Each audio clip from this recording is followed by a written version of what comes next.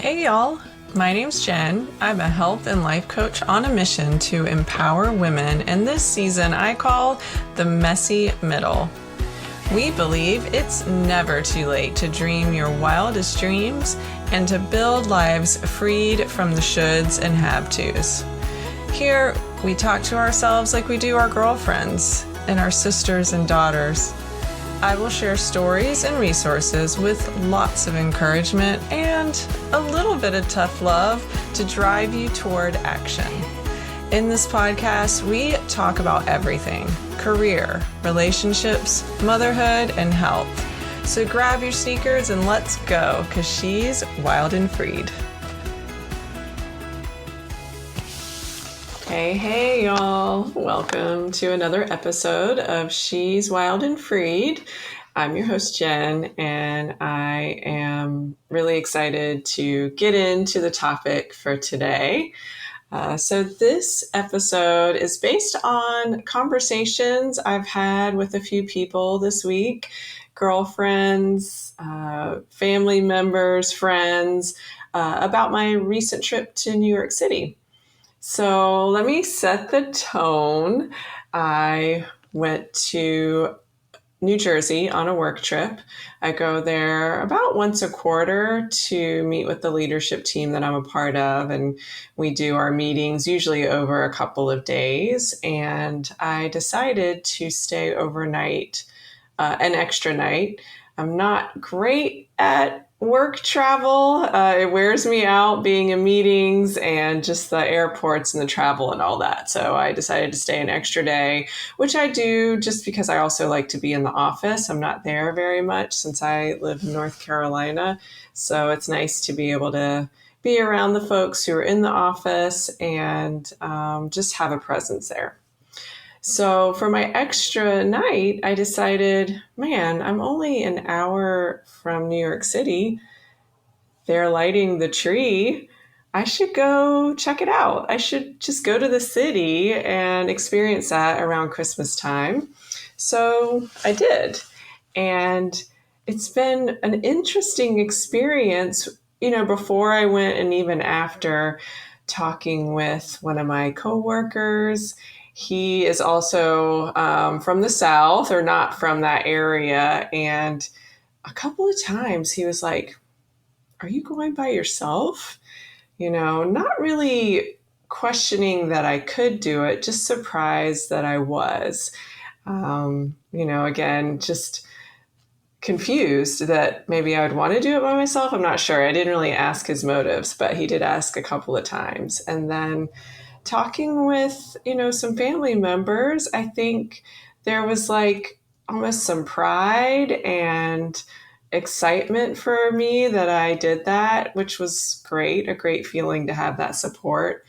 But also talking with a girlfriend, a lot of us don't take trips by ourselves. It's just something we haven't done. And one of my friends did that this summer. She took a solo trip to the mountains. And, in the beginning, she felt a little nervous, sort of watching around her surroundings, which we should anyway. And then by the end of her trip, man, she just was so happy she did it. And that's how I felt. So, I'll set the stage because this episode is labeled or called Saying Yes to Things that Scare You. Man, I almost talked myself out of going to the city, I want to say about 17 times. It probably wasn't that many, but it felt like it. I didn't know how to use public transit. I had to ask somebody for help. One of my coworkers luckily does go in the city pretty often, so he helped me with using the app, setting up my payment, all of that. But that made me really nervous. And I definitely, in my head, that stupid voice that comes in very quickly was telling me, nope, just stay, grab some dinner, go back to your hotel, relax, hang out. But that's what I normally do. I normally just run out, grab some dinner. Sometimes I go shopping, but end up at my hotel eating and watching TV. So I had to really work through not listening to that voice in my head. And I had some nerves about it though. And even all the way up to getting on the train, I started to doubt that this was a good idea. And it's weird because I've been to New York. I don't have a fear of the city necessarily. It was really actually the transportation, the public transit. I was just nervous. I had to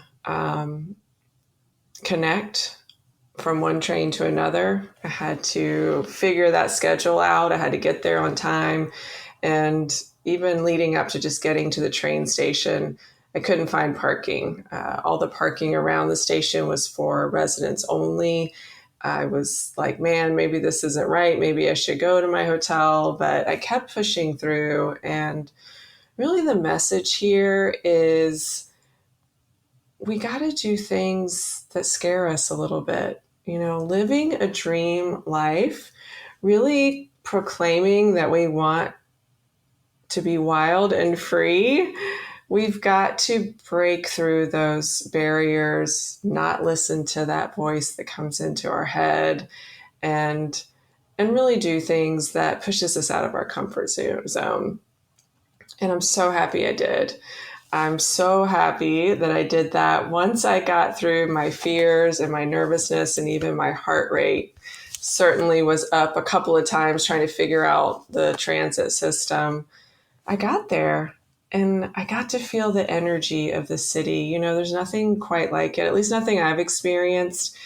I've never been to Paris or Chicago. Actually, I have been to Chicago, LA, but I think New York is definitely a special place and feels really magical around the holidays. Just the window displays are amazing. I got to check out this place called Bryant Park. So if you are heading that way during the holiday season, super cute setup where they also have ice skating in a big tree. When I got there, actually, I was like, wait, this isn't the tree in my head.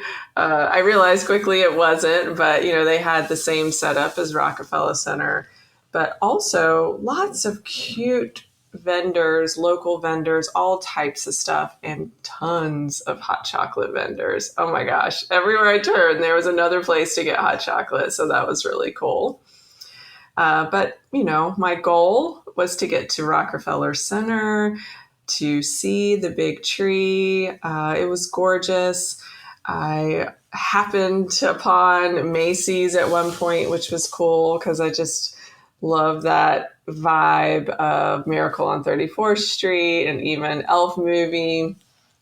And then I also turned around at some point and saw that I was right by the Empire State Building. So got to see a lot of cool things in a really quick trip.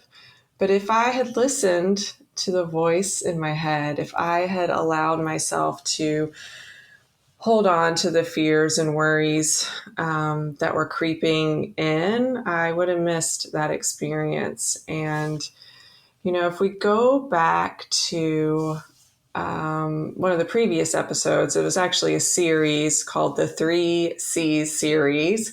The third C in the series is courage. To live a dream life, to really have what you want and desire, you've got to step into your courage. And me doing that definitely built my confidence. By the time I was headed home on the train, I had figured it out. I knew what I was doing. So if you're interested in that previous episode or the 3C series, you can go back to episode 8. That is the one on courage. Because we as women, we've got to be courageous. We stress out enough about so many things. We try to hold things close. At least this is my experience. So you tell me if you resonate with this. I want to control. I want to make sure it's safe. I worry a lot about the outcome and if I did the right things. And I don't know, where are my fellow worriers? Anybody out there who worries about things and worries and has to tell myself not to worry? But the courage to claim what we want, to really speak and live in a life we desire, we have to take that step toward and through those barriers that are holding us back. And, sometimes those barriers we put up ourselves. We built a comfortable life. We stay in our lane. We do the right things, or at least we think, to live that life we want. But if you're like me, there's some things missing. And some of that's just having fun, just doing things that are silly, that light us up, and holding on to the constraints and the worry and the fear just holds us back. Now, sometimes those constraints are from the outside. It's not us holding ourselves back. It could be family obligations or expectations. It could be work and career expectations, or a place where you put yourself and now you're afraid to shift or question or move out. It could be family. Family can certainly put some expectations or even have molded us in a way that they thought was the right way, or they think is, to keep us safe or to really bring us joy. And as we explore our thoughts and feelings on the things, it may not be right for us. So, in just summarizing what I've been talking about today, it's really important to do something that scares you. Saying yes to the things that you know you want. Maybe it's something you've been thinking about for a while, and you've been afraid to push the button, or to check the box, or to take the step. It could be something that's kind of just popped up in your head and you're like, wow, why is that even coming up for me? And it seems really fun, but this isn't like me. Follow that thought, follow that feeling, and take action on it. So, I wonder too, those of you who are listening, if you're like me and just coming back to where I started on taking a solo trip. For me, I went to high school, lived in my parents' house, went to college, was in a dorm with a roommate, moved out in with my partner, and never really lived alone. Never really did things by myself, like coming home and no one's there, or cooking for myself, doing some things to really be independent. And, I think of myself as an independent woman, but trips like this definitely showed me that I can do it. And you can too. It could be scary. Definitely, I asked for help from my friends, people who knew what they were doing. But I encourage you to think about it. Think about taking a solo trip. And maybe it's just a day trip. Maybe you're not ready to stay overnight somewhere. Maybe it's local. And when I say local, at least maybe 30 minutes to an hour, maybe an hour away from home. But take a trip on your own. Do what you want. Eat what you want. Go see the movie you want.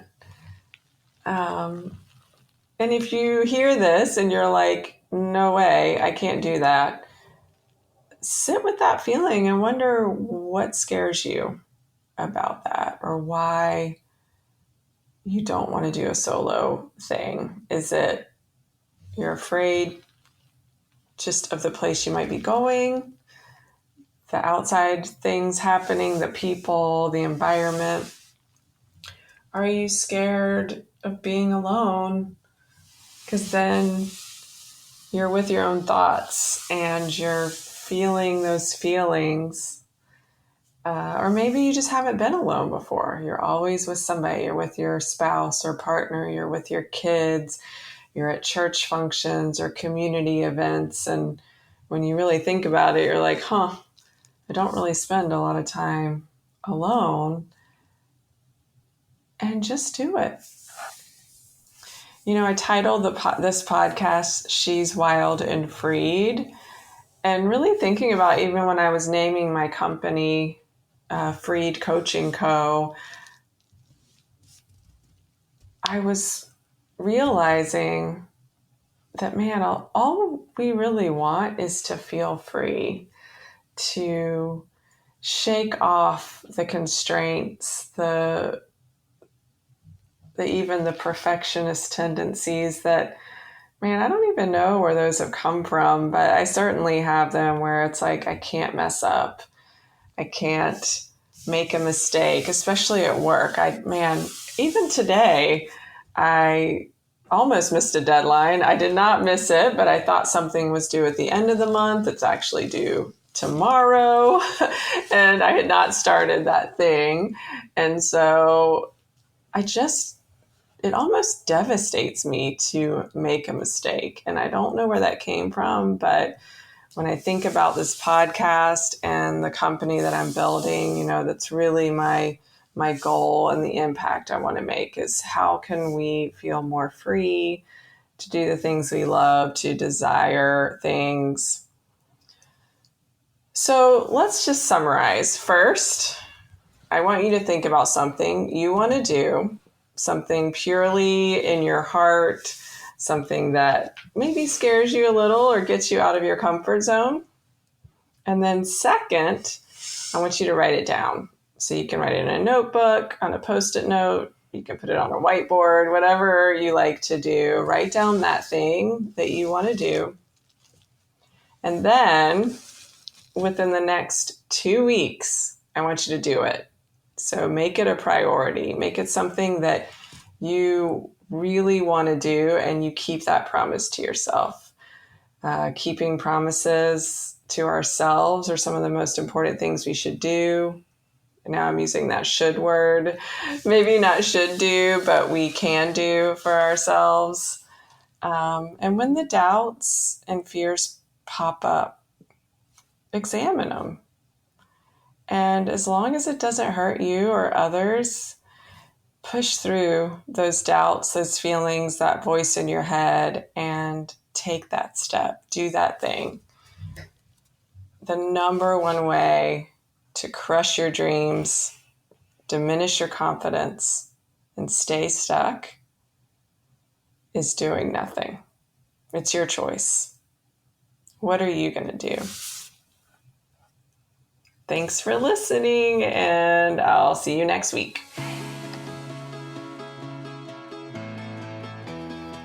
Thank you so much for spending time with me. I hope you feel free to take action toward building the life of your dreams. If something in this episode resonated with you, I would so appreciate it if you would text it to a girlfriend so she can hear the message as well. Until next time, stay wild.